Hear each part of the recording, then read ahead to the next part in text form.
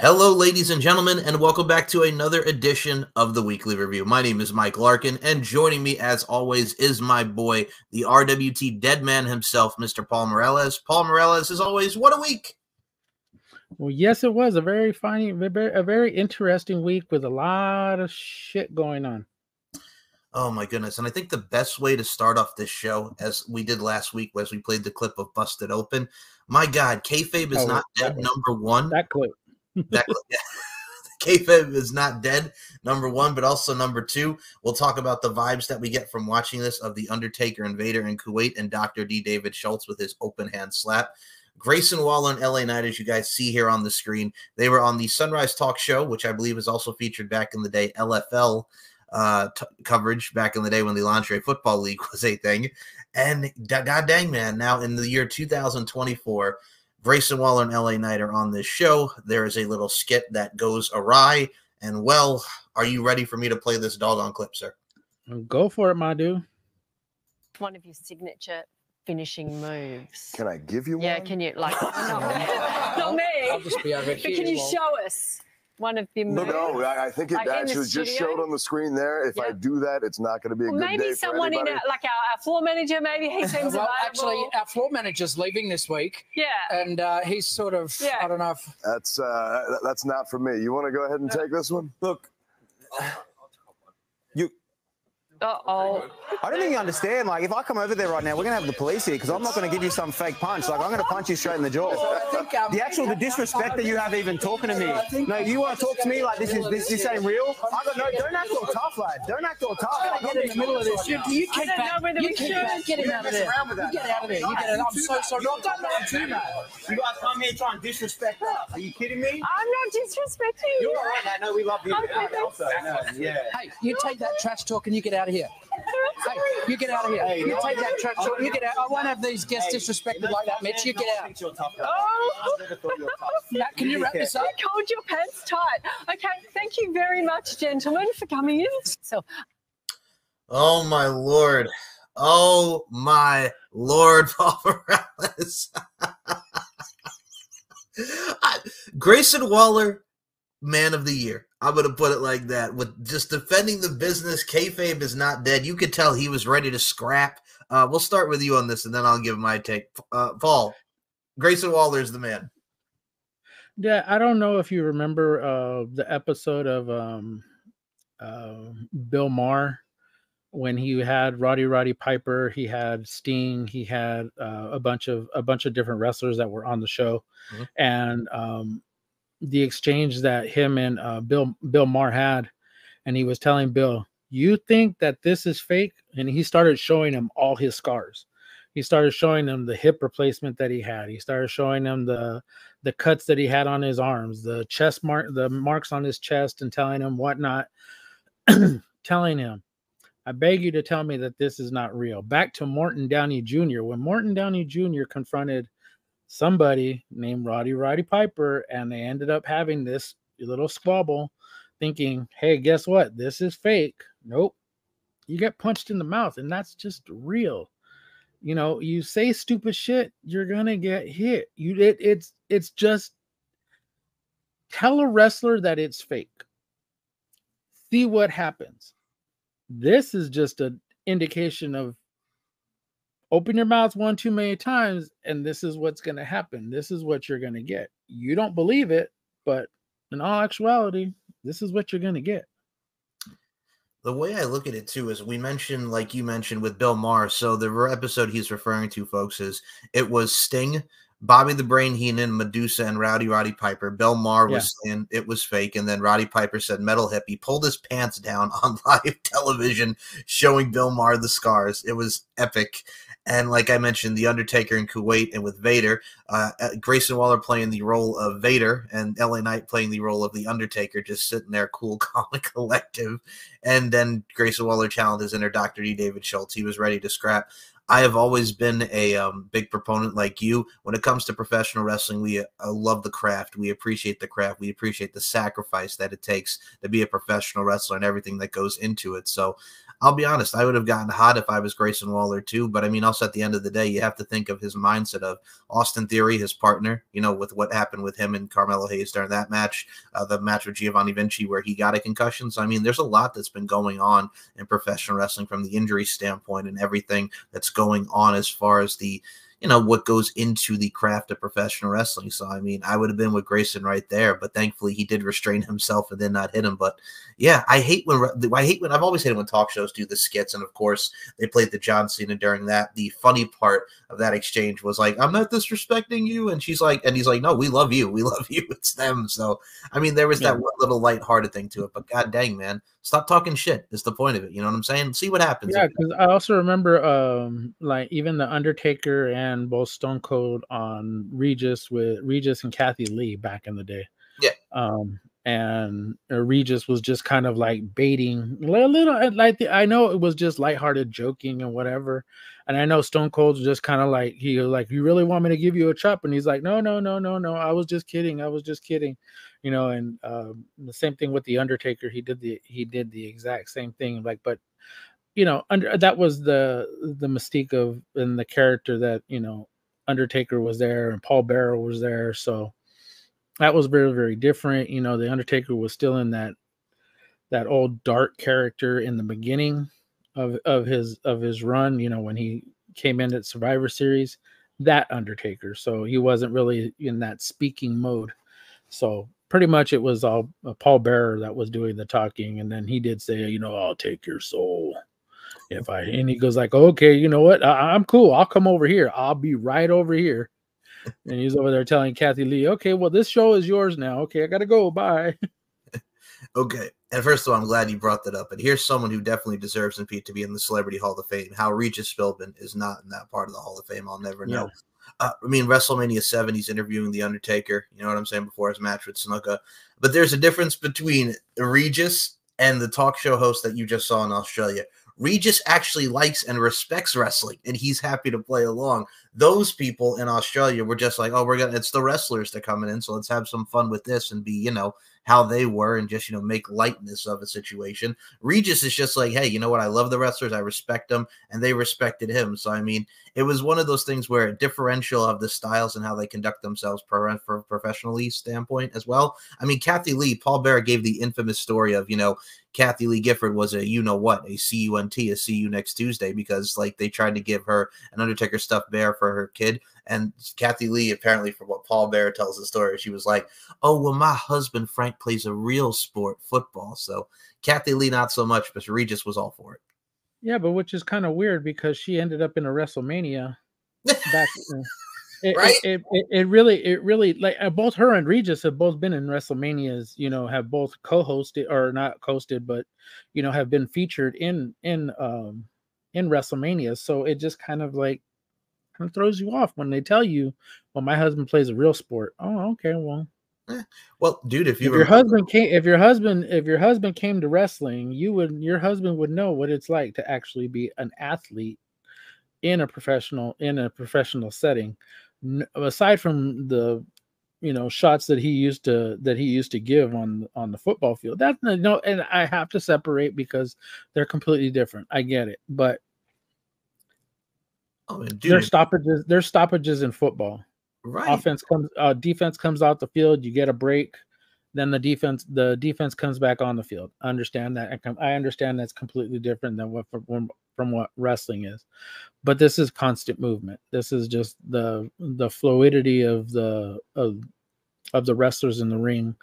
It expends energy. It expends I want to say pretty much the exact same energy that you would expend if you were playing, you know, 60 minutes of football. Oh, agreed. And I mean, like you mentioned with Kathy Lee Gifford, like her and Hoda were the guest hosts of Raw, and they were in Madison Square Garden, and they got booed out of the building, which still was hilarious. But that's the thing too, man. It's very interesting just to see. I mean, we both of us respect all sports, but it's different from going from football to wrestling. I mean, we saw that with Baron Corbin. If you remember the old Breaking Ground series on the network back in 2015, and how he got humbled himself very quickly. But yeah, it's just like I said, no matter what craft you do or whatever job that you do in life, I mean, just be respectful towards people. You know what I'm saying? Don't say stupid shit. And just, if you got nothing nice to say, then don't say it at all. I mean, we've seen in modern day wrestling as well. You look at Mia Khalifa pretty much making fun of wrestling. And then Thunder Rosa got her in the ring and said, hey, how does this feel? And she doesn't want to do it again. And Eva Marie, out of all people, pretty much gave her a nice little smackage too, verbal smackage about the professional wrestling business. I mean, there's always going to be ignorance, unfortunately, when it comes to people's viewpoints on professional wrestling. Yeah, and that's the same thing like Logan Paul had said, I understand, I can go in there and I could be the athlete with these people. Yes, you can go in there and be an athlete with these athletic with these people. You could be one of the most athletic people in sports. But you don't understand what they go through and what they put themselves through in this aspect of, going out there, giving their 110%, literally sometimes 8, 12, 10, 12, 15 minutes at a time. Agreed. And I mean, it's not ballet. And I mean, we talk about how they used to do hour Broadways back in the day and, 30 minutes to an hour. You're going to be wrestling for a lot of time. There's conditioning. There's everything that goes into it. And I got to say, personally, myself, with everything that I've got going on health-wise, epilepsy and everything from the epileptic side of things, this is why I like doing what I do. I like staying from the interview side of things and really just admiring from afar and respecting the craft like you do and just doing these great podcasts. But there's many different ways of how you'd apply your craft, whether it's inside the ring or backstage as an announcer or backstage as an agent or producer. There's so many different ways to apply the craft to professional wrestling. And I think it's wonderful. And I think a lot of people really need to just stop the ignorance, stop the hate, and dare I say, dissipate with all that negativity, because there's a lot of positivity that goes into what they do. And there's a lot of positivity in life. And that leads us to this beautiful young lady here who we have on our screen, Paul, as you can see, Deonna Purrazzo, man, who has just been doing her thing and killing it as far as AEW All Elite Wrestling goes. Dude, had the unfortunate shame of having body shaming, if you will, by a couple of gentlemen on Instagram, and AEW restricted those comments. Was very cruel to her with her appearance, with her stature, with the overall internal and external beauty that Deonna Purrazzo exudes and accentuates, much like all women. And Deonna Purrazzo took to Twitter and she wrote, in regards to seeing these posts on the Instagram front, "Oh, I've already seen it. I had a cry, then I realized my worth is not determined by 1, my body, 2, other perceptions of me. I am a 5-time world champion. I work with nearly every major company in the world. I'm one of the greatest wrestlers in the world. Furthermore, I just earned my bachelor's degree. I'm looking to start a master's program. And most importantly, I have a husband who thinks I'm beautiful, whether I'm a size small or M for medium. I've never been a size small. They are entitled to their opinion, and I'm entitled to tell them to kiss this fat ass." Woo! Now, before I read the other comment that she also wrote to the outpouring of support, man, your thoughts. You see a beautiful woman like a Deonna Purrazzo here, and just the overall hatred and just anything in general with women. What were your thoughts on this? Because my God, man. I see a beautiful woman like that, I'm wifing her up. That's wifey. I'm sorry, but I love my big girls, and I'm my wife, big girl. I love like Nyla Rose, Nia Jax.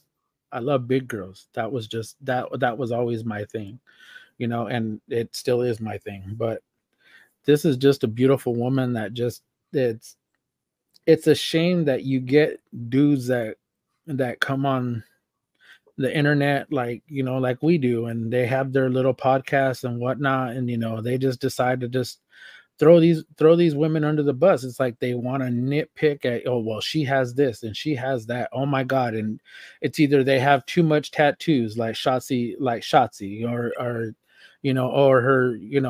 her tits look too fake like Charlotte, or they, or her hair color is a certain color and it shouldn't be that color, or, they nitpick at every little fucking thing about a woman. And it's like, why? She's beautiful. To the husband that she has, Steve Macklin, that woman is fucking beautiful. And to the wrestling fans like us, Mm-hmm. she's a beautiful woman. I don't understand why dudes do this. It's like and it's not just dudes, because I've seen females do the exact same thing. I've seen women, look at them, and all of a sudden it's like, oh my God, she looks like she does this. Oh my God, she should do this with her hair. Oh my God, look at her nose, it's too big. Or oh my God, look at, she has such big lips, or she has broad shoulders and she looks like a man, But to the person that sees her, there's dudes that are out there that think that she's beautiful, that she's just the most eccentric woman, beautiful, gorgeous woman that they see, and she's out there, and that girl's busting her ass week after week. She did it in WWE, she did it in TNA, she did it in Impact, or TNA Impact, and now she's doing it in AEW. I just don't understand why dudes just figure it's their duty to just bash these women. I don't get it. The first time I ever saw Deonna Purrazzo live, she wrestled at the New York Wrestling Connection, which was one of my home bases on Long Island, from close to see professional wrestling on the indies. Just an amazing talent. We see her do some stuff on NXT against Asuka and a lot of extra work for WWE. We've seen her in Ring of Honor. We've seen her in Impact, like you mentioned, now AEW. Like, she was always one that I've always been attracted to, and especially with women like yourself. I'm a big girl kind of cat. I'm all about the beauty, strength, and dominance vibes, and I always look at it from a standpoint of foundation. I think everything that you can find attractive about a woman like Deonna, it's her overall foundation as a person and just her strength to get through anything and everything. And what I love about it too as well is just like you see everything that goes into what this woman does. She busts her ass. Steve Macklin, who her husband has come a long way from his WWE run as the Forgotten Sons, and now what he's doing in TNA is absolutely awesome. I don't understand the fact that we have to just, especially women too, women do it as well, like you mentioned. It's just like, y'all, we all have our perfections, we all have our imperfections, we all have our strengths, we have our weaknesses, but at the end of the day, we're people, and let's start being better to each other, not just as, human beings and people, but with how we say and what we convey and put out into the universe. And what people put out into the universe, we'll get this here, because Deonna Purrazzo then would go on to tweet, I tweeted because I thought it was important to let it be known that all of us see the negative comments / tweets, and it does affect us. We are humans too. Also because it's important to show other women and girls that their value is not defined by their body, rather their hearts, minds, and successes. I never expected this outpouring of love, and now I'm crying, happy / touch / overwhelmed tears. This is the best side of this community. I'm choosing to be grateful tonight. Thank you. No need to add to that, because she just literally just put it all out there. It's a shame that anybody, it doesn't matter whether they're female, whether they're male, whether they're trans, whether they're gay, it doesn't matter. I mean, you get people who just want to all of a sudden just like bash them. It's like, why can't you just like who you like and then not have to worry about everybody else? If she's not if you don't like, how her body type is, hey, guess what? Don't root for her. Just, you don't have to watch her. You can root for somebody else whose body type you think is beautiful. Right. I just don't get it. I don't get it. I'll add on to your part, because you mentioned a very important name there, Nia Jax. And I will say this about Nia Jax, like that woman, first of all, from the plus size modeling game to her tenure in WWE, first go around and now second. And I mean, she's lost like 50 pounds. She was very open about that, training with Charlotte. But I'm like, she still looks awesome. Like that woman still looks absolutely beautiful and awesome, man. Man, that girl's just, I'm sorry. It's to me, she's just her shape. Sorry, but she's just beautiful to me. I mean, that's what I like. It's nothing against anybody else. That's just what I like. I just think she's just gorgeous. First of all, Paul Morales is the Bruno Mars of this podcast, folks. Look, yeah. Don't worry about it. All right, looking all bootyful. I get you, my boy. So let's go. Don't hate. I ain't hating, bro. Let's go to the next one. Oh my goodness, Kayla Braxton. Speaking of a beautiful woman, Kayla Braxton commented on these people talk about her trauma. The skid marks on the underpants of society aren't going to interrupt my purpose. No matter how much good I try to do by sharing my story, there will always be people wallowing in their own misery, hoping to take others down with them. I'm better than them and always will be. And then there was a whole deal with Kevin Scampoli. Have you seen Kevin's work as well? I know he's a big YouTuber when it comes to talking about wrestling and all this stuff, but he's known to bash people like Bray Wyatt and say some stuff. I think it's just for a very much shock, knee-jerk reaction. Have you ever heard of Kevin Scampoli before I play both of these clips? Before that, no. I actually, well, take that back. Yes, I did, because it was the Bray Wyatt thing, and then I know he got on JoJo too. I believe he got on his wife after they found out that they were having some sort of something, you know, that they were doing things and whatnot. So, and it pains me, and I'll play Caleb Braxton's response first before I play the dickhead. It's the overall toxicity of the internet, and this is one of the negative parts of the internet. Like, I love the fact that we all have a voice, but sometimes, again, we talk about just shutting it up. This is what you're doing. This is what I want you to do, like Dana Carvey and the Master of Disguise back in 2002. So we'll start with Kayla here, because Kayla was a very big proponent with this Instagram post, and here we go. Good morning, everyone. Thank you for enduring my oversharing potentially about what's been happening the last few weeks with some scumbags. Speaking of scum, Kevin Scampoli, is it? I think it's Scampoli. This is the last he's gonna hear from me directly. But I do, Kev, if you're listening, which I'm sure you are, because you're clearly obsessed with me. Poor kid. I have just received a full background check report on you. And oh, buddy, now it all makes sense. I'm going to keep it for a rainy day. And you know what? It's actually, I think it's raining outside. So maybe today's the day. So just watch out, buddy. All right. I'm sure you'll be watching me on SmackDown. Enjoy. All right. And then we'll get into Kevin, and then we will comment about this ridiculousness. Because here was good old Kevin Scampoli. Here we go. I have just received a full background check. I'm going to keep it for a rainy day. And you know what? Broken collarbone, 2007. We figured this out 10 years ago when Adam Blampede panicked over it. Then he went on to rape 3 girls. So what's going to happen next? Gina, what does she think she's holding? There's nothing on me anyone could have. You all have it. I read I got doxxed today. I'm like, what's going to... I run a business out of here, but it's a very public address. I ship shirts from here and put it in the return address. I'm not some P.O. box, Gino. I'm a living being. Caleb Braxton, this doesn't even just apply to me. It applies to all topics. You know nothing, we don't. So never act like you're going to teach us anything or act like you're going to hold something away from us. We already know, okay? We didn't have your easy life. We figured it out earlier. Well, it's actually, I think it's raining outside, so maybe today's the day.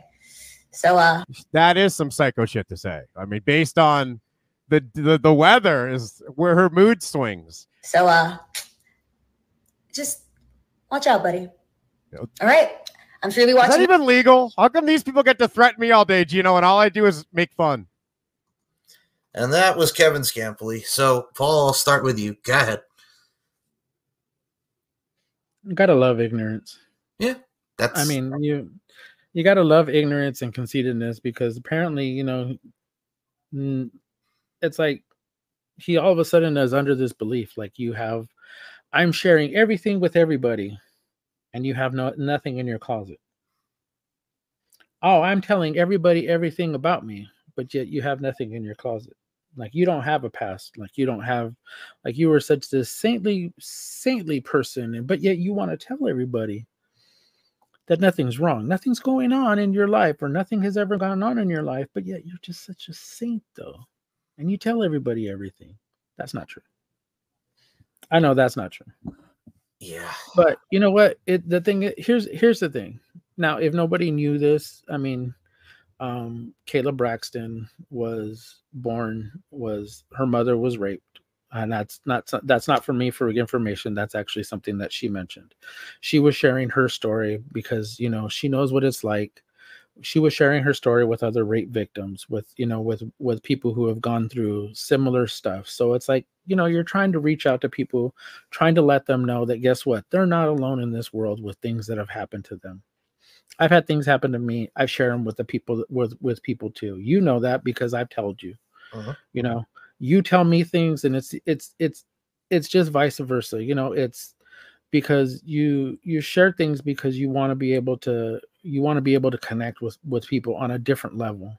You know, and then you get this scumbag that just wants to like, oh, hey, you know what? Well, she's this and she's that. Well, she was raped. Her mother was raped, and that's how she came into existence. And da da da da. It's like she can't be a successful woman in the world without having somebody come after her to just basically beat her down because of something that she had no control over. It's one of those things too, unfortunately. Like you mentioned, like you've told me stuff, I've told you stuff. This is how we connect with people, you know. And are we all perfect people? No, we all have our imperfections. When it comes to Caleb Braxton, I mean, telling someone's story, there's always that amazing gravitational pull to bring people together with friendships, relationships, because these things do happen in everyday life. And then you got this scumbag who just has to be like, oh, this and that, like he's like some saint. And I've always said this, just like you talk about ignorance and conceitedness. It's like, look, sometimes vulnerability, like putting that out into the universe, and also we talk about touching lives and inspiring through words and actions. I look at it from a stance as like, it's not hard to talk about. I mean, with what her mother went through was horrific. It was tragic, and what she's gone through in her own life. But at the end of the day, she came out to the other side, and she continued to grind. She continued to strive, and look at what the career she's done. But we always focus on these other factors. And I mean, there's factors that go into it. We all have a story to tell, and we are all artists applying our craft and painting our canvases. But it's just like, don't be ignorant towards people with their situations. Don't be conceited, and just don't. We talk about it very much in today's forum. Don't be an asshole. And this guy was just an absolute conceited asshole, and it's disgusting. In the very few words, he's just an asshole trying to get people to like him. You know, he's trying to. I mean, now granted, he probably has a following of people who believe the exact same shit. Donald Trump, as an example, you get people that just want to believe you, want to believe all the shit, all your hype or whatever. Fine, go ahead. I'm not trying to make this political. I'm really, really not. I'm just trying to say, like, you know, you get people who believe the things that you say, and they follow you. David Koresh, another person. People want it. I can tell you from personal experience because, and I'm going to tell this story just real quick. So in 7th grade, I had a history teacher. I can't remember her damn name right now, but I know her first name was Marie. And I found out the morning that everything blew up, that everything that David Koresh had did. That morning that all that happened, a friend of mine had actually called me and said, hey, you know, Mrs. So-and-so. And I was like, yeah. He goes, she's dead. And I'm like, what? He's all like, you saw that Branch Davidian stuff on the TV over in Waco? And I was like, yeah. He goes, you remember that she was our teacher, right? And I said, yeah. He goes, you know that the following year, she didn't even show up. She went to orientation with everybody, and then the day that they were supposed to start her classes, she didn't show up. And then they were like, well, I don't know what happened to her. Even her husband didn't even know what happened to her. And then he ended up finding out that she was collecting letters. So throughout all that time that she was my teacher, she was collecting letters from this dude, from David Koresh. Yeah. I don't know what the hell she taught me, but you know what? I didn't do nothing. I wasn't there. Oh my Lord. It's crazy just to me, just again, the influence that people have. And first of all, thank you for telling that story, but it's just like, God dang it, man. Again, we talk about putting it into the universe, but it's what you say. And like you mentioned, Donald Trump, and I'm not going to get political either, but we see it in today's society and today's news breakdown, but it's what people do. You believe what you believe, and you know, you may not believe what other people believe, but at the same time, it's the way of the world. You know what I'm saying? Everybody has their different beliefs, but you know, it's a whole mess. But at the same time, man, it is what it is. It's just the world that we live in. Some of it's good, some of it's bad, but that's life in general. What can we tell you, to quote Anthony Hopkins and Meet Joe Black? But what we can tell you is we're going to go to this post as well. And I thank you for this, sir, because I love this topic. PWI's 2023 award winners as voted by PWI readers. Wrestler of the Year, Seth Rollins. Women of the Year, Rhea Ripley. Most Popular Wrestler of the Year, Cody Rhodes. Faction of the Year, The Judgment Day. Tag Team of the Year, FTR. Match of the Year, Rhea Ripley versus Charlotte Flair. Inspirational, Mark Briscoe. Comeback of the Year, Trinity. Most Improved, LA Knight. Yeah. Rookie of the Year, Sol Ruca. Indie Wrestler of the Year, Matt Cardona. Feud of the Year, Sami Zayn, The Bloodline. And Most Hated of the Year, Mr. Dominic Mysterio. I will touch base on one thing before we go down the list here. Mark Briscoe, absolutely. And I got to say this, the fact that Jay Briscoe's oldest daughter now can walk, as we saw in AEW. Oh, that was the most beautiful thing, dude. I cried, dude. Me too. Dude, that hit me on my heartstrings, man. That was the most beautiful thing that I saw on that show on Wednesday. That was, dude. I suggest anybody go watch that segment of Dynamite. Look it up on YouTube. I don't care, dude. Just go watch that. Watch Mark bring her out, and it was. You can understand why. Dude lost his twin brother in a car accident. Freak car accident. Happy birthday, Jay. I know his birthday was a couple of days ago. Happy birthday, Jay. And Mark, because they're twins. I forgot. Anyways, but this is the thing, though, is like it. He is truly an inspiration. I got a lot of respect for AEW, Tony Khan for bringing him in and continuing for him to represent them boys. And it was just a beautiful thing to see them, continuing, that legacy. And, shout out to his daughter for, the miraculous recovery. Her father was looking over her all the way, making sure that young woman made damn sure that young woman has a life and is able to walk through it.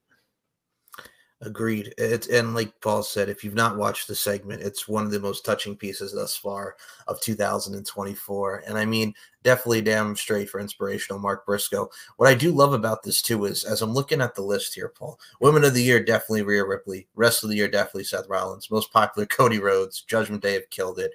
Trinity. I agree with every one pretty much on this list, because everything had its spectacular form in 2023, and really did showcase the art of storytelling and great superstar hard work and initiative. But the only one that gets me was actually Sol Ruca, was because it probably would have been Nikita Lyons had she not gotten injured. Mm-hmm. I think anybody who was actually a close second probably would have been Tiffany Stratton. Probably would have been my second, but I know Tiffany had already been there for at least a year, at least a couple of years. So, shout out to Sol Ruca for doing her damn thing in NXT, because she went out. She's just doing stuff on that level up, and then she's doing stuff on the show. So congratulations to her for this award. So.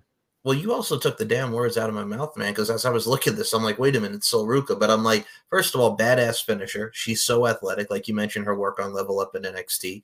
I mean, I could definitely see that. I could definitely see Tiffany Stratton, like you mentioned.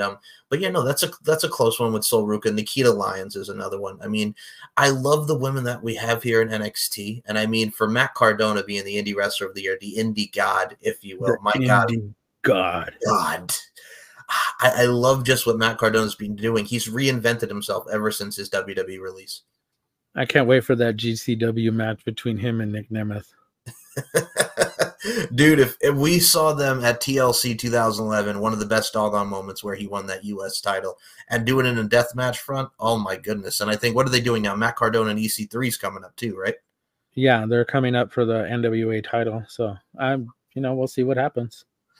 I think for me, again, looking at this list before we move on, like Most Hated of the Year, Dominic Mysterio.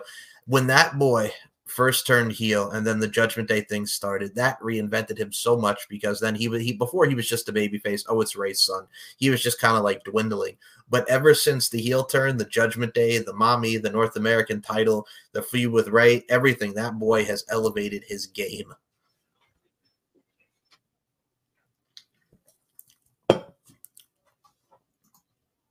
Paul? Yeah. I was Sorry. saying that boy elevated his game. Yeah, he actually all of them. You know what? This whole list actually, you know what? Tag Team of the Year, FTR. You know that everybody's pretty much um been on those levels. I mean, Matt Cardona is killing it on the indie scene. I mean, he's going over to Japan, you know, doing it over there. You know, he's doing it with GCW here. He's doing it with the NWA. He's going everywhere. It doesn't even matter. DDT. Um, he's hitting every indie show that you can throw out there. I mean, he's not he's not making appearances, you know. And it's going to be a different thing for Nick Nemeth to kind of adjust to, and I think he kind of alluded to it on Busted Open Radio, and he was telling Bubba Ray, and you know, all you do is you get an email tells you this is where you're going, this is your appearance, this is, you know, this is the date, you know, boom, there it is, that's it. You know, it's not like, you know, it's not like WWE where you have, you know, a set schedule, you know, and you're supposed to make this appearance here, this appearance here, this appearance here. You know, this is he laid it out. You know, it's a new beginning for him, and you know, that's going to be great that that they're all going to see it. That he's gonna do that damn thing on the indie scene too. That's another person that's gonna kick ass on the indie scene. Agreed. And you mentioned Nick Nemeth, and again, congratulations to everyone on that list. And we saw Trinity, who had a great match with Jordan Grace at Hard to Kill, and looks to be back on her way to the WWE and probably the Royal Rumble. Nick Nemeth, you mentioned, man, the TNA debut. He was the big signing from Hard to Kill, attacking Moose, super kick in the zigzag, which is now called the Dead Zone.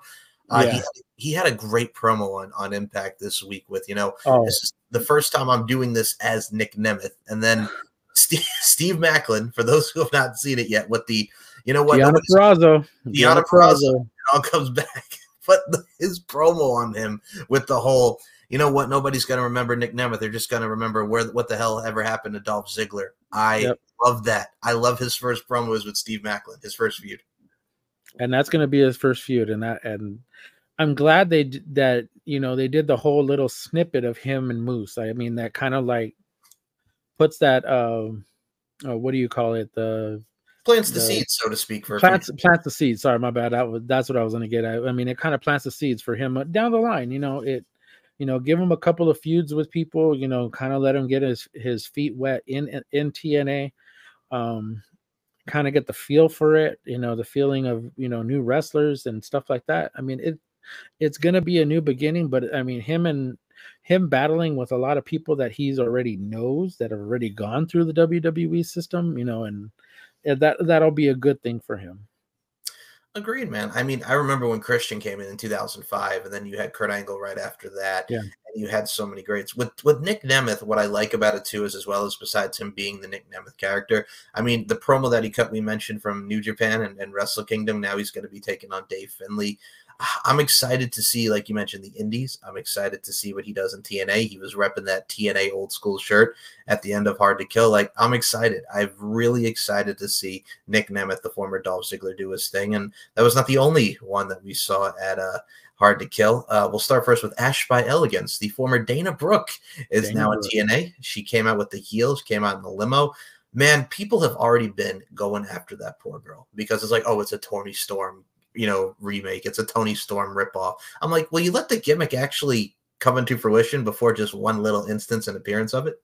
Yeah, exactly. I mean, she's okay.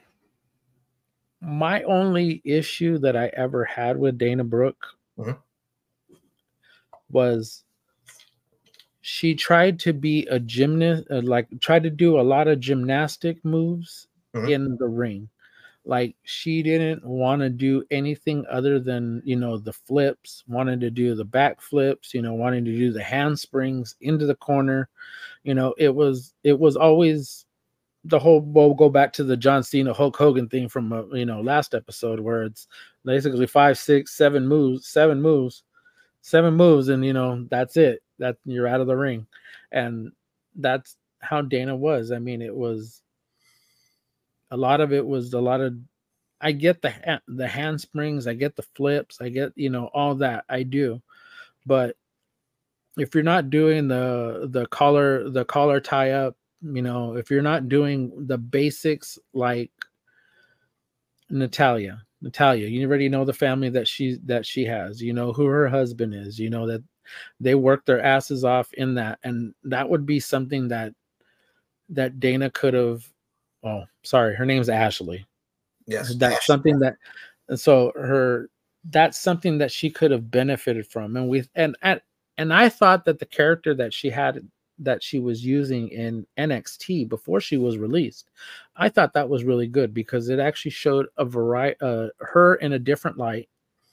It actually gave her a platform to actually stand on because now she's not on the main roster; she's in NXT, and she's doing more. She's wanting to do more of the not only just the character work but also the in-ring work, to broaden what she does, broaden what people expected her to do on the main roster. So I'm just hoping that with the different atmosphere now in TNA, I'm hoping that they do more to her. Shout out to Gail Kim. Gail Kim signed not only her but Zaya Brookside is another one that she ended up in Ultimate X, the second ever Ultimate X, on the show. So I mean, I see a lot of big things for TNA coming forward this at least this year and moving forward. I'll add to your point because the Ash by Elegance name is very intriguing and, of course, represents her real name. Dude, one of her best matches in that NXT run, like, go back and watch her and Cora Jade and, like, the street fight match that they did. Really, really good. And she tried to add more, like you had mentioned, to the repertoire because she was going down to NXT and she did some stuff with Kalani Jordan.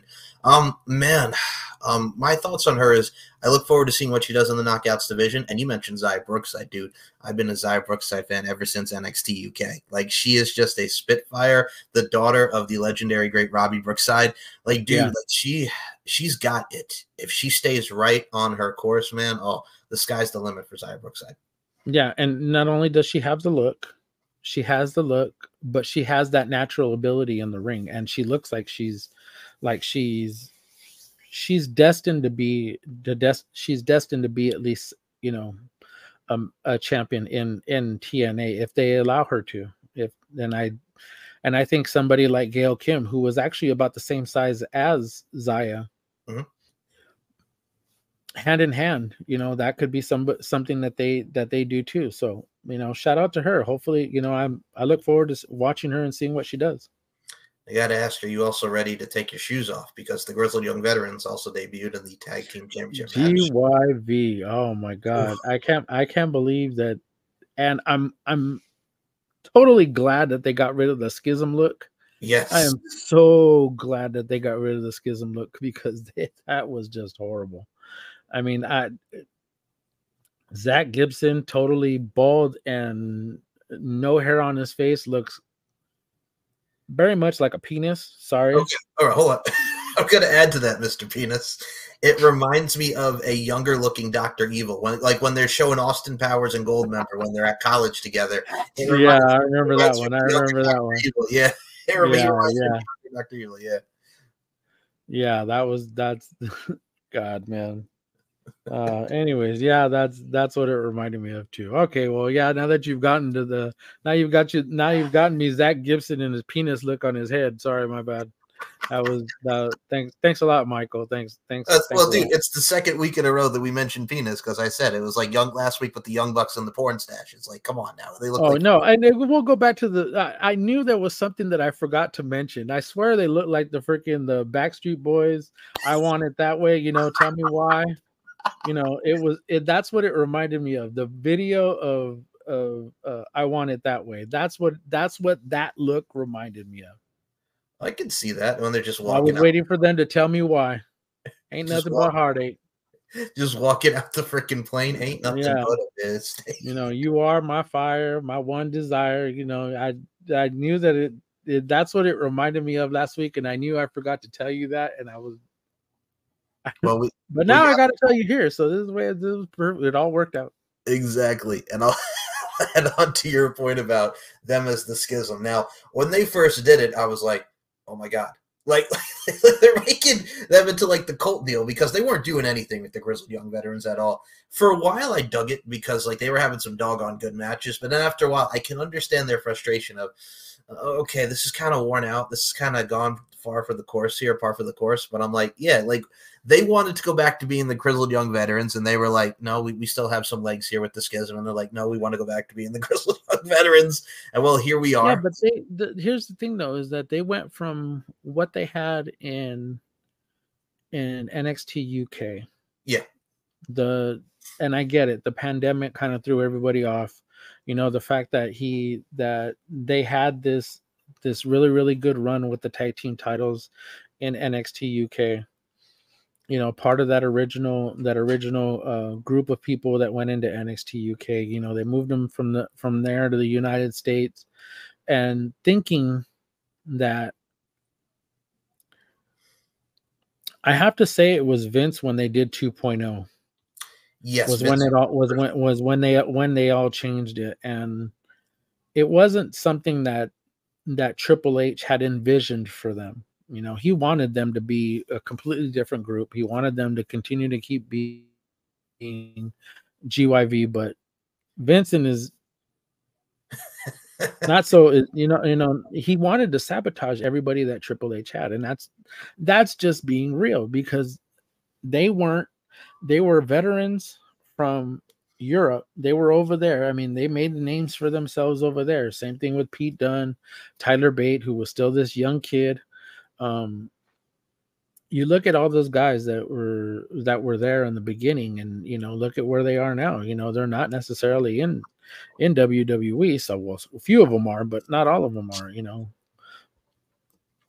for me, like watching them against Flash Morgan Webster and Mark Andrews and the amazing tag matches that they had in NXT UK when they were the tag champs, to going from that to like the cult followers and now being back to the Grizzled Young Veterans. And for those who have not seen the tag team title match, again, that whole Hard to Kill pay-per-view was great, but it's great to see those guys just back to being at the forefront of what they are and who they stand for. And like you mentioned with NXT 2.0, with the colors and everything, that was Vince McMahon and Bruce Pritchard, like with what they were trying to do. Like, again, that's why I'm so happy NXT is back to where it used to be. And I mean, is it the same like the black and gold? No, but I think Shawn Michaels has been doing an amazing job with what we see with the current day product of NXT. So, I mean, again, like, and I'll segue with this here, Paul, because NXT has becomes another one of our forefronts of the topic department here in today's episode. So we go from TNA to NXT.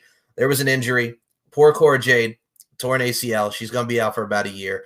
Man, that breaks my heart. She just came back. You could tell they're setting up her and Lyra Valkyria. That was going to be something in the forefront. And then this poor girl gets injured on a house show. That was supposed to be the main event for the whatever shows the weekend of WrestleMania. Stand and Deliver. Yeah, Stand and Deliver. So that was supposed to be the main event. And I know for a fact, because of everything that I've been reading, Cora Jade was supposed to go over. She was supposed to take it off of Lyra Valkyrie. And that's the hard part, because they see Cora Jade as being this top girl in one of the top female wrestlers in the company. You know, one of the top female wrestlers that is in NXT. You know, they could have had Tiffany Stratton, you know, go in there, which is probably what they're going to end up doing. Or they may end up bringing in, or what's her face that won the, I can't remember. God damn it. I'm Lola Vice. blanking. Lola Vice. Sorry. They could bring in her to take the title off of her, and she can cash it in, you know, her little thing that, you know, Oba fucking Femi, you know. Oba Femi and his heel ass saying, Dragon Lee, I'll think about it. You son of a bitch, Oba Femi. No, but I mean, you get what I'm saying though. Yeah. Is like Cora Jade was on that incline to be the next big thing in NXT, and it's just unfortunately she got, you know, it was a freak accident. Go back to freak accidents being, you know, at a live event. It wasn't even on NXT TV. It was just a live event out in Florida somewhere, and it's just a shame that, you know, and I, you know, thoughts and prayers are with that young lady, and hopefully she comes back and, you know, she gets back into that picture again. My thing with her is like, imagine just her being on that WrestleMania weekend with her and her idol CM Punk. And I mean, I look at it from a stance too as well. You got Lyra Valkyria now and Roxanne Perez, who looks to be going towards the heel route. What we got coming up for the next NXT Vengeance Day show. Lola Vice is waiting in the rings with that breakout tournament contract. Like, it sucks, but I've always looked at Cora Jade like, again, bright future and someone who is like a sponge, will listen to everything and adapts with each and every time that we see her. I really do enjoy the generation of Jade, so to speak. You know, she's not the skateboarder that looks like she just came off the set of an Avril Lavigne video anymore. She's this badass that's like, I like that girl. I do too. But the point is, the babyface one was very which how she's really amplified herself as a heel really has worked. And I don't hate skateboarders for anything I put out there. No. But I mean, we look at the evolution. We look at her evolution from where she was at that stage. Right. Then we look at where Becky Lynch was, where she had that goggles on, she had her fiery red hair, Yes. She had that big old freaking a military jacket that she used to have on, and you know, it's just that that was the gimmick that they gave her in the beginning. She evolves. So same thing with Becky is the same thing that they were doing with Cora. Cora was on this trajectory to change who she was and do things in a different light. And they were putting her in a good space, in a good place to do just that. So I mean, it's unfortunate, you know, that now she has to wait and, you know, work out, you know, get the surgery done, you know, like Charlotte did. Like Charlotte had her MCL or ACL torn too, and then it was a freak accident falling out of the top rope. So, you know, yeah, you know, I just hope she comes back as strong as she was when she came back from the other injury that she had prior to that. So, you know. And why you got to make things so complicated, Paul, with your Avril Lavigne loving ass with your skater boy. I'm just a skater boy. She said, "See you later, boy." She wasn't good enough for her. Oh, yeah, exactly. See, no, I was good enough for her.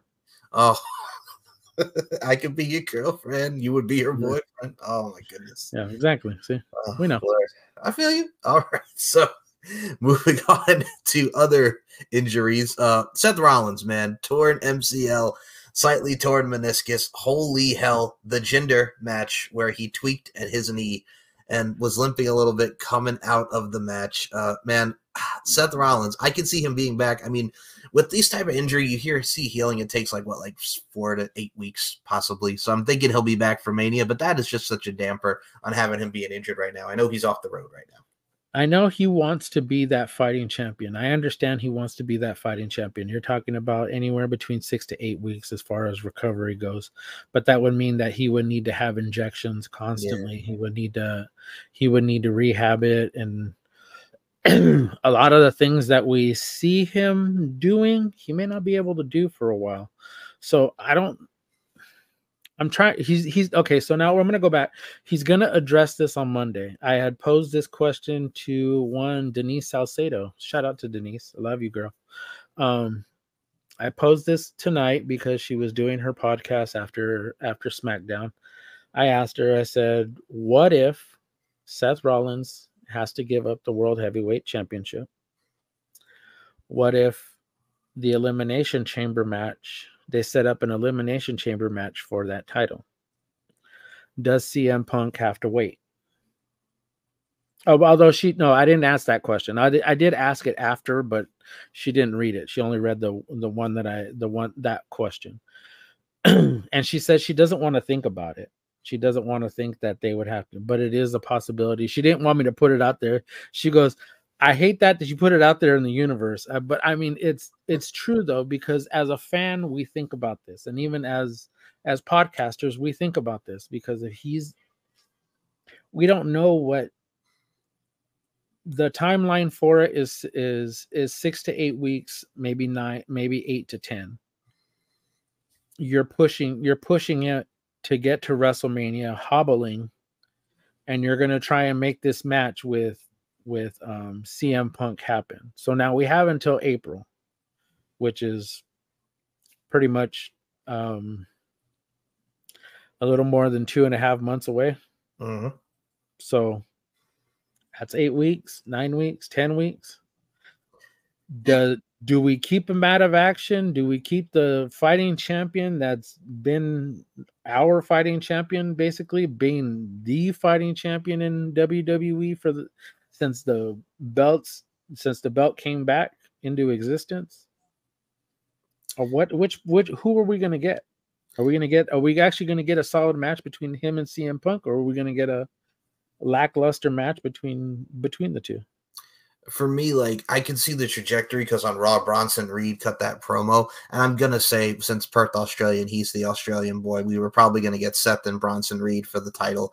But going the trajectory with Punk, like, again, I can feel you. It's like when he had that injury in 2015 with Kane and he friggin' his knee buckled during that powerbomb spot. And I'm like, oh, and then he came back a year after that. But I'm like, with everything that we've gone on here with CM Punk and Seth Rollins, I mean, with how tough he is and the badassery of both of these men, I don't think it would be lackluster, but I think they'd have to change some stuff around, to make it so, I would think they would have to, adjust, so to speak.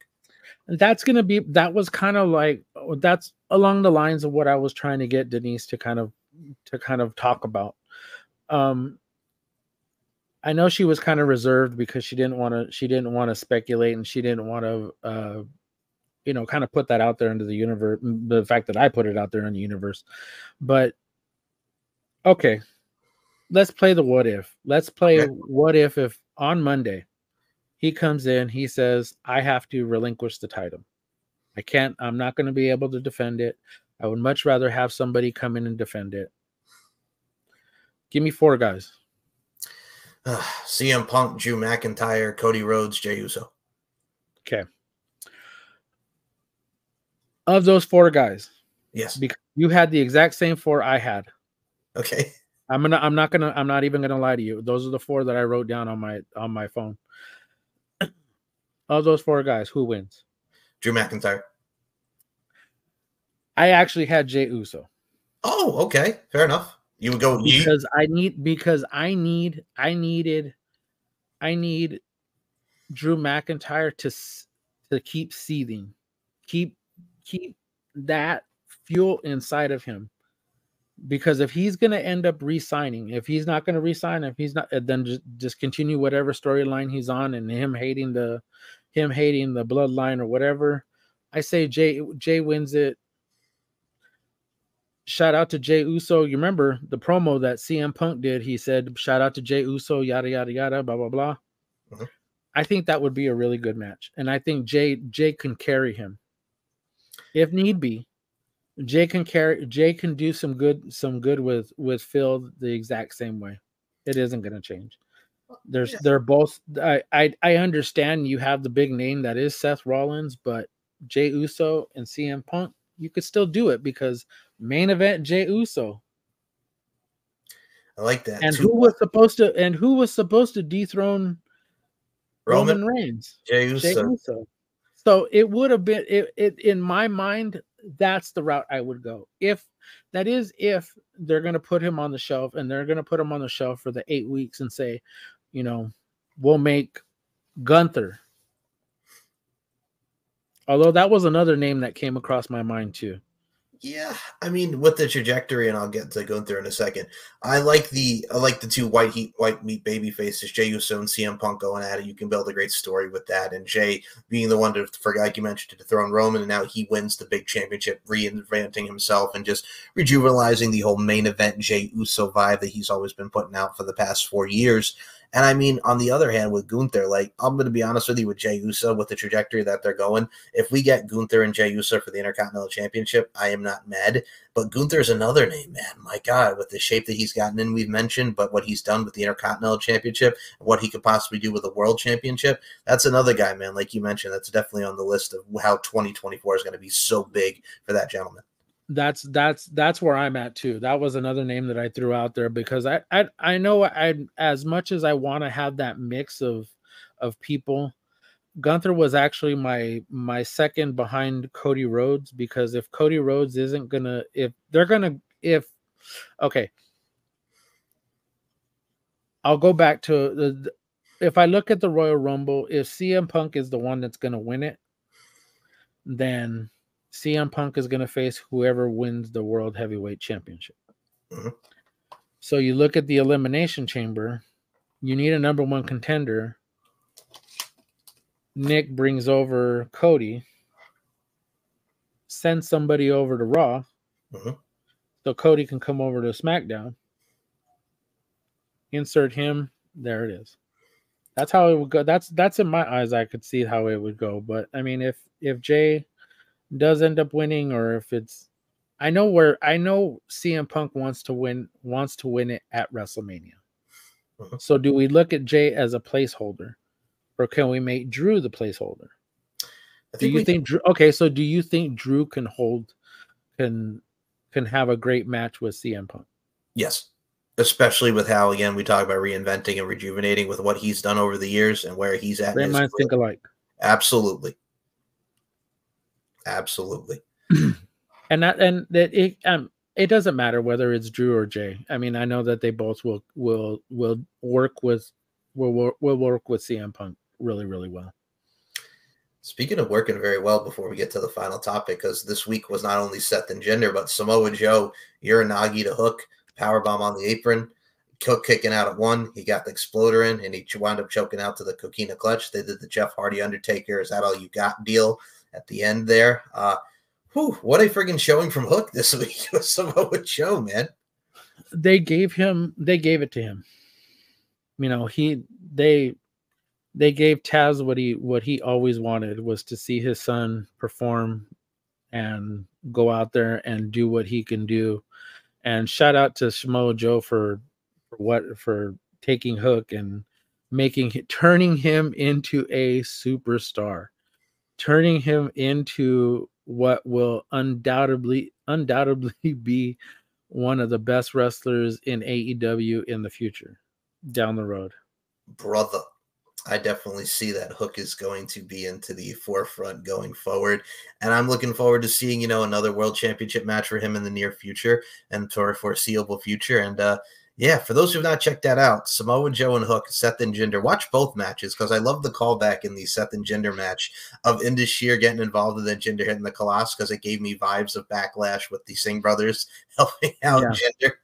There were so many great callbacks to that. And of course, we're going to get Drew McIntyre and Damian Priest this coming week on Raw. Everything worked and everything flowed this week with both respective main events on WWE and AEW television. But speaking of television, I'm sure we're going to see this gentleman soon.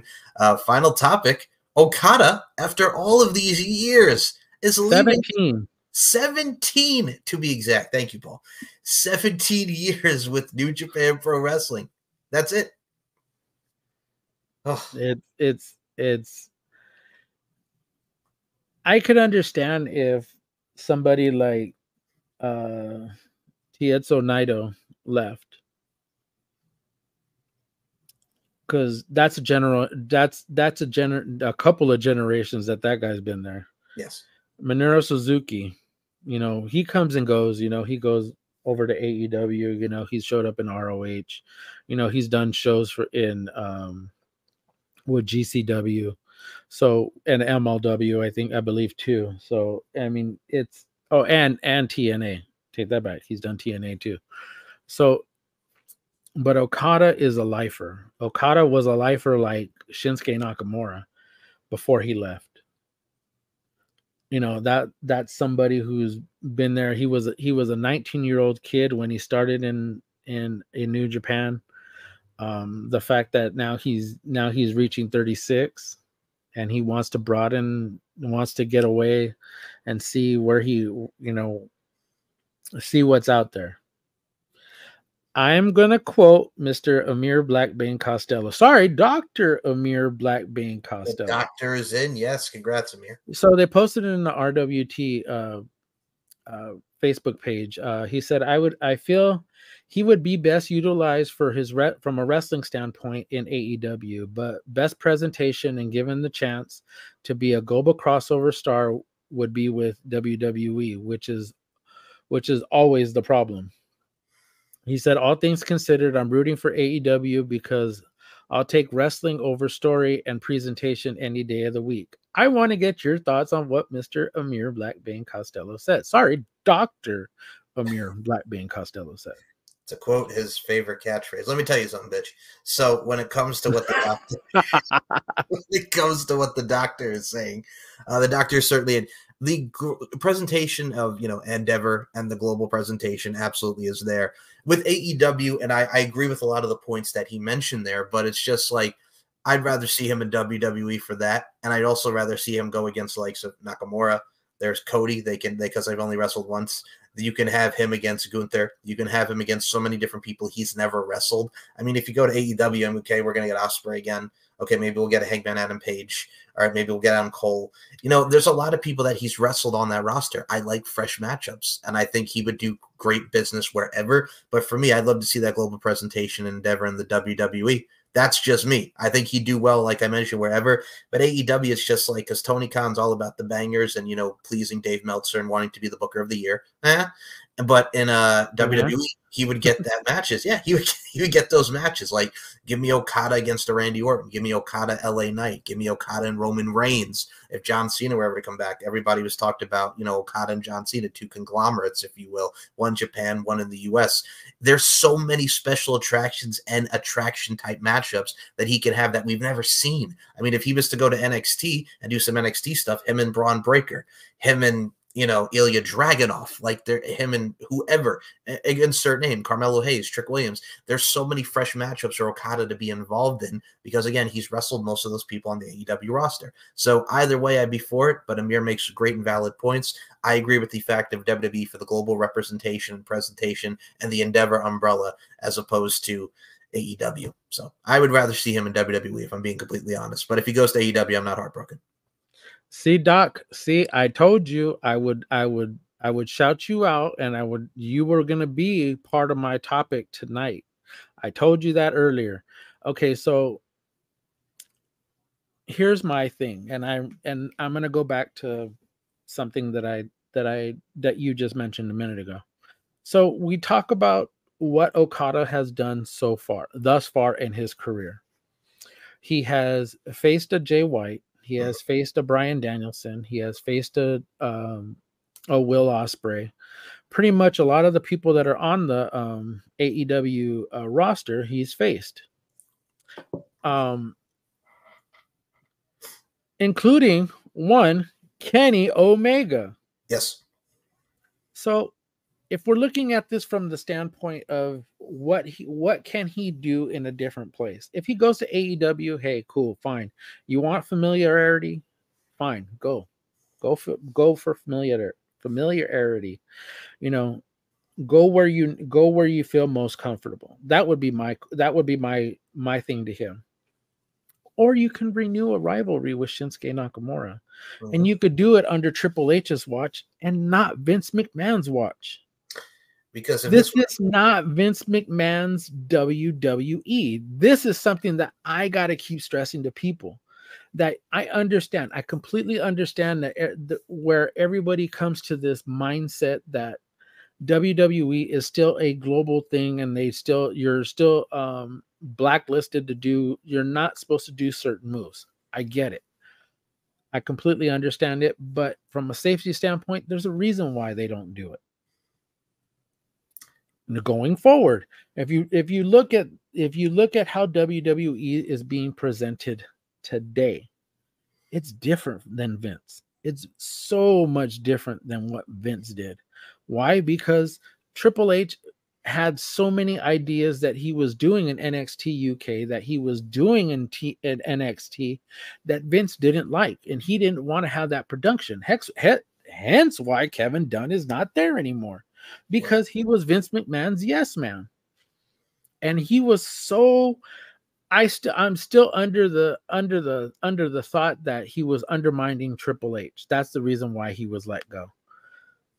That's just from my standpoint. I'm not saying that it's true. It probably isn't, but if I'm under the rumor mill, I'm gonna sit there and I'm gonna say, yeah, that's probably the reason why he left.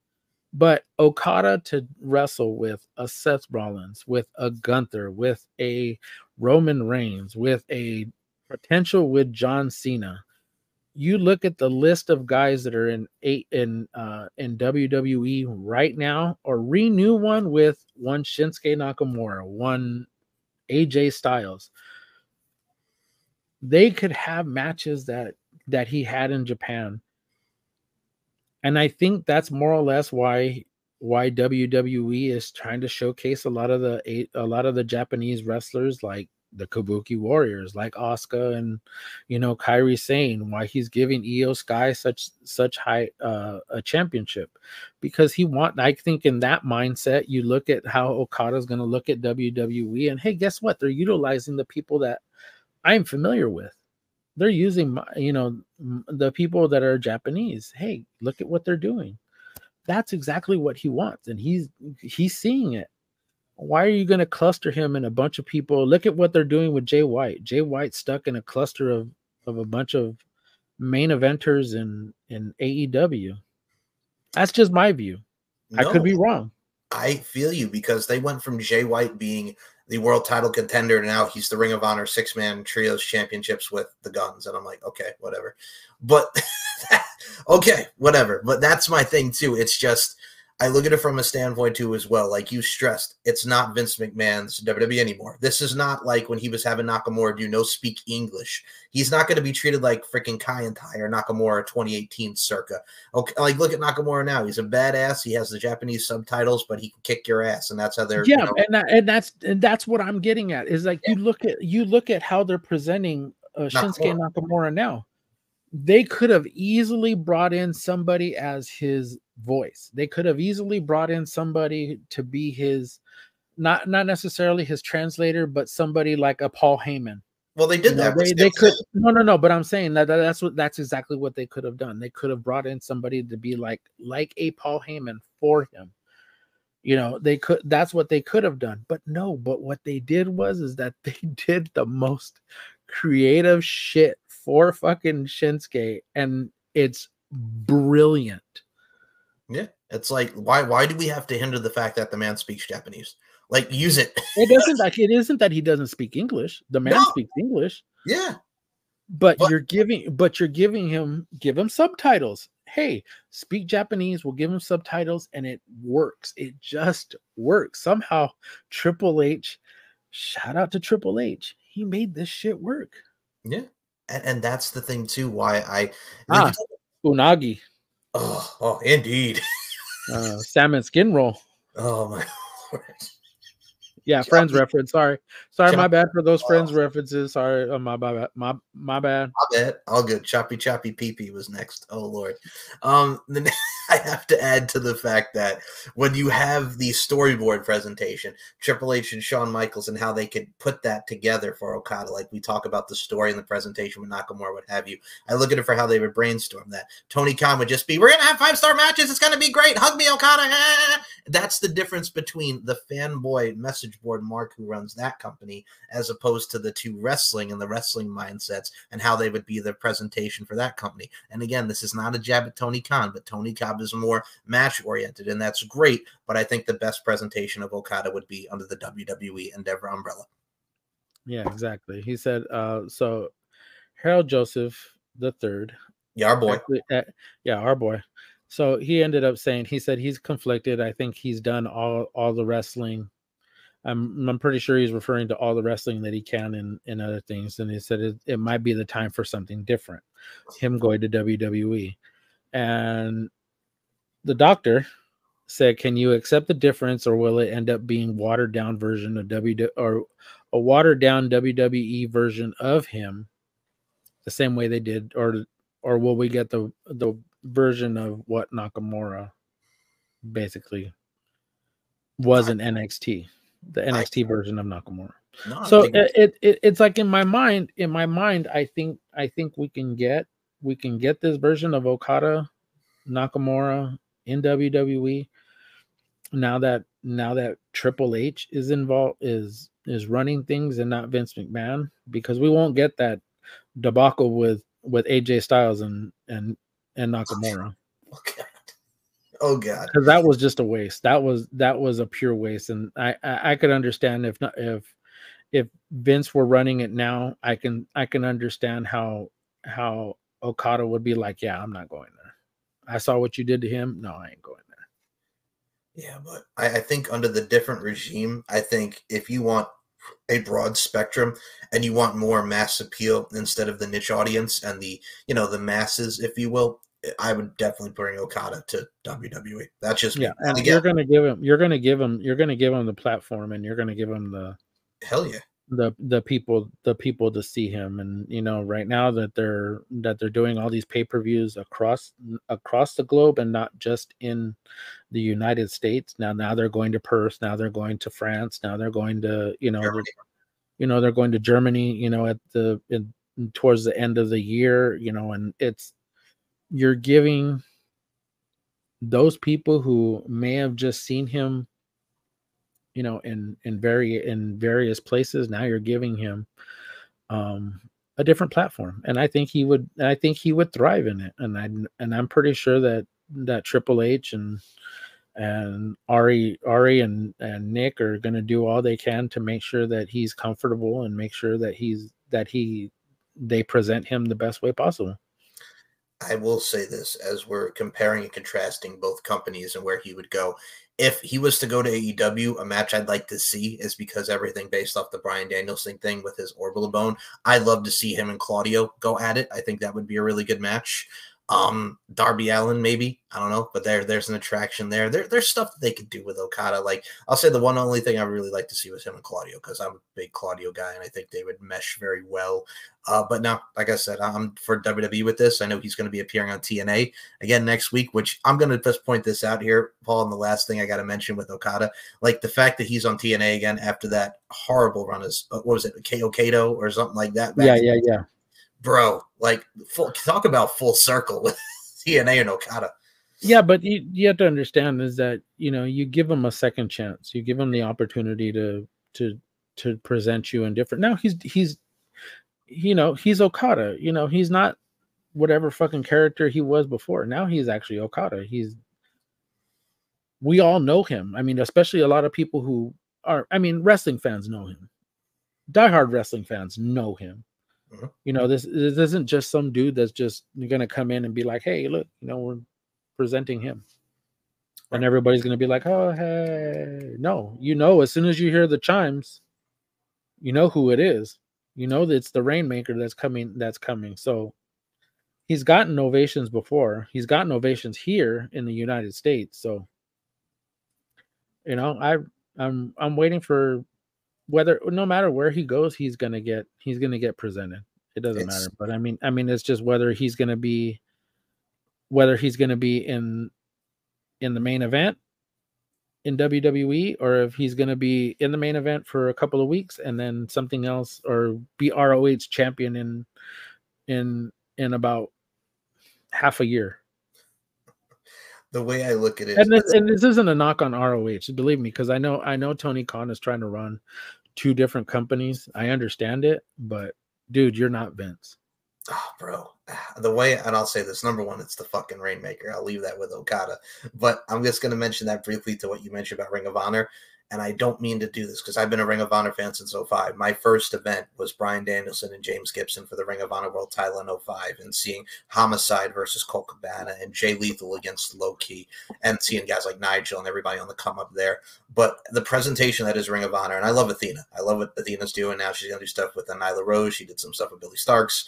But this version of Ring of Honor reminds me of WWE's version of ECW. It's AEW ROH. And this is not a knock, but TV didn't pick them up, and now they're stuck doing they're on back to revitalizing the Ring of Honor club, but an honor club. But that's the thing. I don't see Ring of Honor like I used to. You know what I'm saying? I think it's more of a AEW ROH presentation. And I know that might sound a little harsh, but that's my viewpoint. No, but it would be different if we'll go back to the original draft of WWE. Yeah. The original WWE draft. The concept was SmackDown stars were here, Raw superstars were here. Yep. They didn't cross. Everybody had their own champion. Everybody had their own tag team champion. Everybody had one had a United States, the other one had an Intercontinental champion. Everybody had a women's champion. Now, the only reason why I say this is like that's how it should be. I don't need guys that I saw this past week on Dynamite over on ROH 2 weeks later. Right. I would much rather they stay here, and then you have a roster of the guys like Dalton Castle. Dalton Castle was a really, really good wrestler, and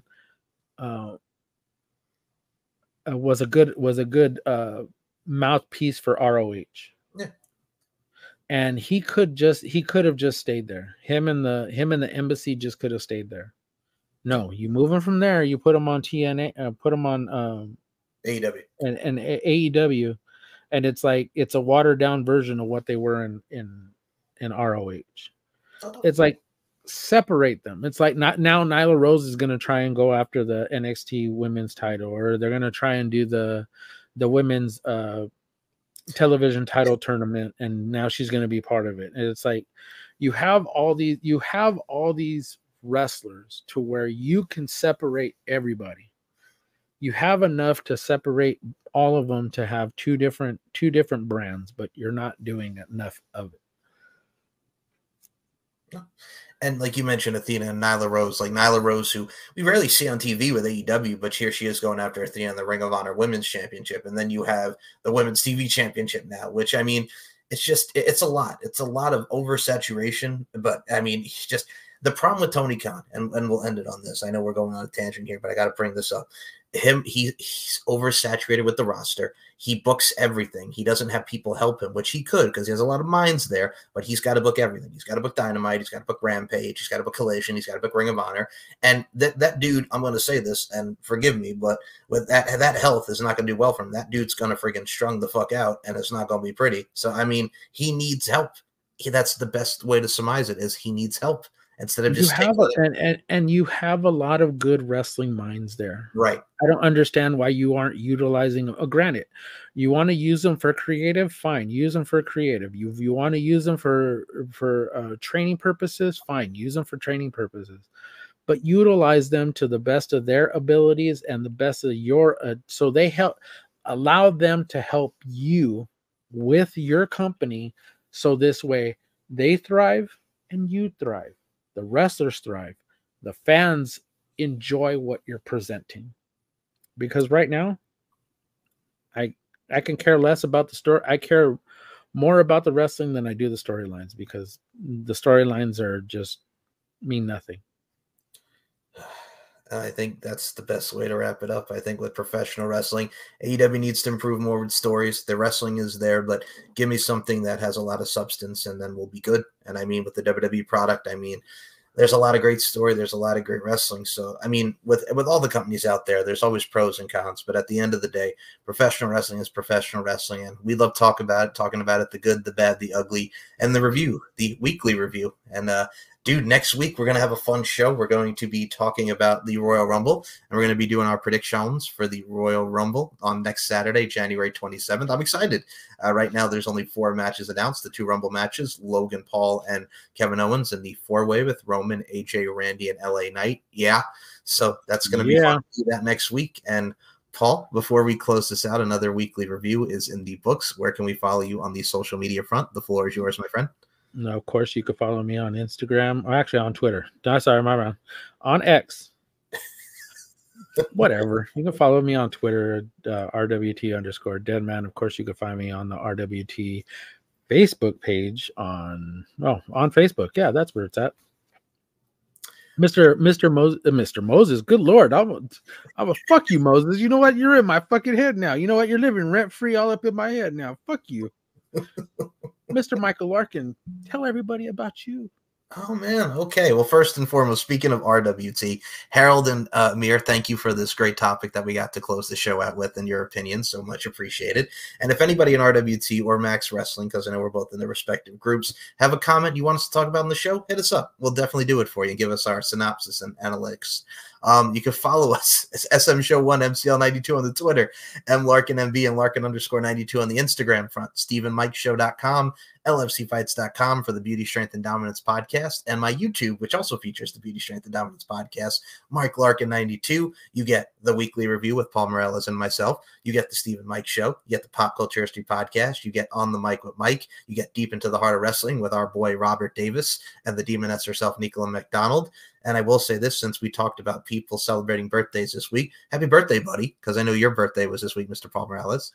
Yes, and I'd love to give a shout out to my beautiful wife. Happy birthday. Her birthday is actually Sunday. I love you. And shout out to anybody who has birthday in January. We're closing it almost out of fucking January, dude. We're already, you know what? That's it. We got to rewind this shit. I will say this as far as birthday goes, because my mom's is a day after yours. Mommy, I love you. Happy birthday. My mom just celebrated another one. Happy you're here. Love you, Mom. And I will give my shout out to my mommy because she's my homie and my best friend. So, and she'll be back very soon. Happy birthday to your beautiful mother.